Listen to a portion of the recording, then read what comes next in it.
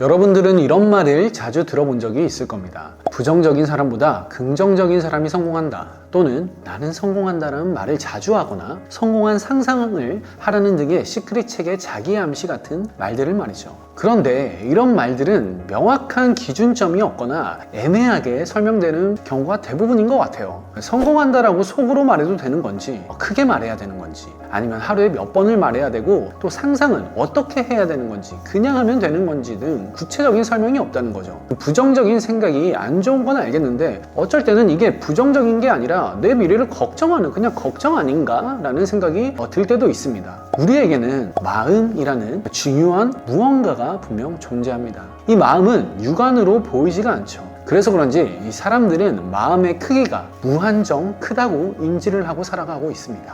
어렸을 때부터 하늘만큼 땅만큼 사랑한다, 이런 표현들을 해오며 커오다 보니까 당연히 그럴 법도 한 것 같아요. 근데 이 마음의 크기가 무한정이 아니라면 어느 정도의 크기를 지녔을까요? 우리의 몸 안에는 심장, 간, 허파 등 다양한 장기들이 존재하고 있죠. 이 마음도 보이지는 않지만 우리 몸 안에 있는 그런 장기들과 같이 신체 내부에 존재해 있을 겁니다.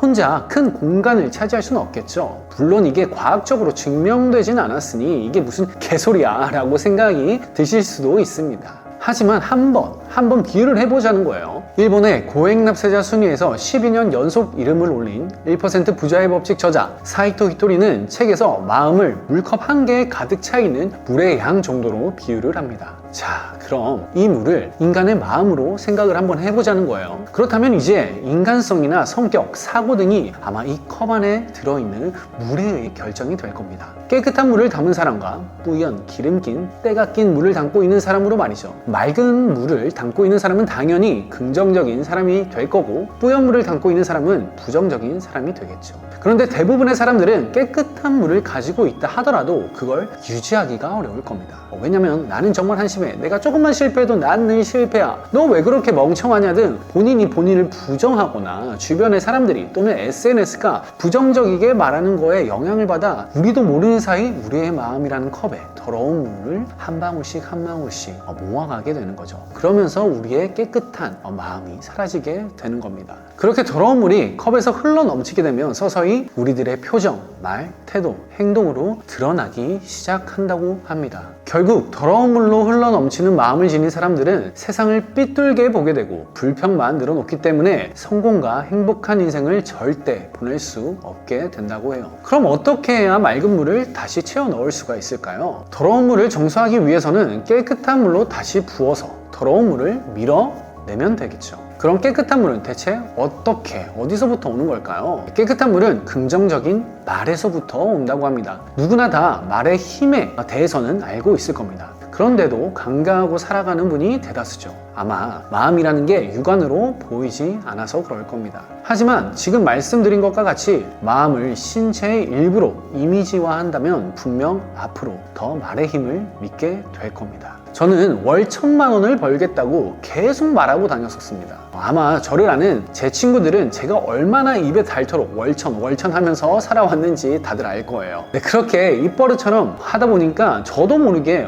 어느 순간부터 월 1,000만 원을 버는 방법에 대해서 고민을 하고 있고 찾아보게 되고 공부를 하고 있더라고요. 심지어 지금은 그 결과값으로 월 1억 이상의 매출을 내는 구매대행 회사를 운영하고 있죠. 여러분, 세상은 어찌 보면 정말 단순할 수도 있습니다. 아니, 분명 단순합니다. 나쁜 말을 자주 하는 사람은 불행해지고 좋은 말을 자주 하는 사람은 행복해질 수밖에 없는 게 인생이죠. 그럼 앞서 말씀드린 것과 같이 부정적인 게 아닌 불안해서 오는 걱정도 부정적인 생각일까요? 저는 이 부분에서 약간 헷갈렸던 적이 있거든요. 그래서 제가 알아보니까 인간의 뇌는 과거로부터 본능적으로 자신을 지키기 위해서 걱정을 하며 진화를 해왔다고 합니다. 그래서 그런지 요즘 사람들은 되려 걱정을 좋아하는 것 같아요. 정말 큰일이 생겼을 때 어느 정도 자기를 방어할 수 있는 충격 완화 장치처럼 쓸 수 있으니까 걱정을 미리미리 한다는 거죠. 회사 매출이 줄었는데 내가 해고당하면 어떡하지? 또는 회사가 계속 적자인데 나 망하면 어떡하지 등 이런 걱정 말이에요. 하지만 계속 이런 말을 하거나 이런 생각을 하면 우리는 점점 불행해지기 시작합니다. 불안을 스스로 키워가고 고민만 키워가기 때문이죠. 그럼 어떻게 해야 될까요? 어려운 게 전혀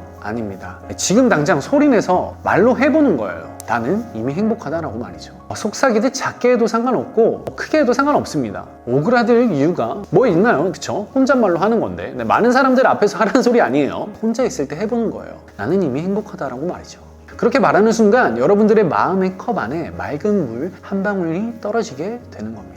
이걸 습관이 되게 하고 아침, 점심, 저녁 양치할 때 딱 하루 3번만이라도 뱉어보는 거예요. 그럼 이게 버릇이 되고 습관이 돼서 뇌가 정말로 그렇게 생각하게 되는 거죠. 어느 순간부터 컵 안의 물은 점점 다시 투명해지고 본인도 모르게 행복함을 더 느끼고 있을 거고요. 내가 성공하는 이유를 내 뇌가 찾기 시작할 겁니다. 내가 왜 행복하다고 말했지? 시행착오야, 너 왜 행복하다고 말했니? 라고 뇌가 서칭에 들어가는 거예요. 이 뱉은 말에 따른 이유를 찾기 시작하는 거죠. 그래서 사소한 일상마저도 행복으로 받아들이고 긍정이 쌓여 풍족함을 느끼게 되고 감사함이 생겨 성공할 기회와 용기가 생기게 되는 거죠. 저는 이 책을 읽고 이걸 되려 역이용하고 있습니다. 어찌 보면 이게 시크릿에 말하는 부분과 비슷한 것 같기도 해요. 이미 가졌다고 믿고 말해보는 겁니다. 거기서 감사함을 느끼게 되는 거죠. 예를 들어서 포르쉐가 사고 싶으면 정말 멋진 포르쉐가 생겼습니다. 아, 진짜 감사합니다.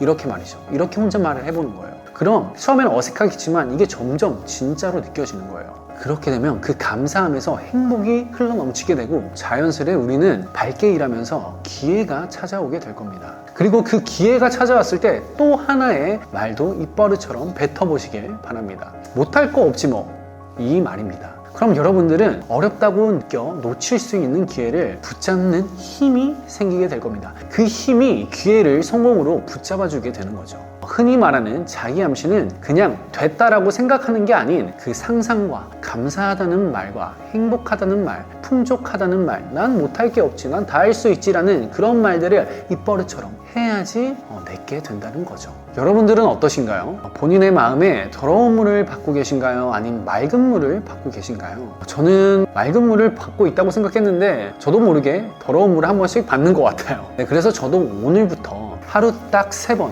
아침, 점심, 저녁 양치할 때 난 늘 행복해, 난 이미 충분해, 난 이미 풍족해라, 난 뭐든지 할 수 있어 라는 말을 해보려고 합니다. 그렇게 맑은 물을 우리가 담아가는 건 어떨까요? 여러분들의 시행착오는 늘 오늘까지이시길 진심으로 응원합니다. 제 영상이 도움이 되셨다면 구독과 좋아요 부탁드릴게요. 감사합니다.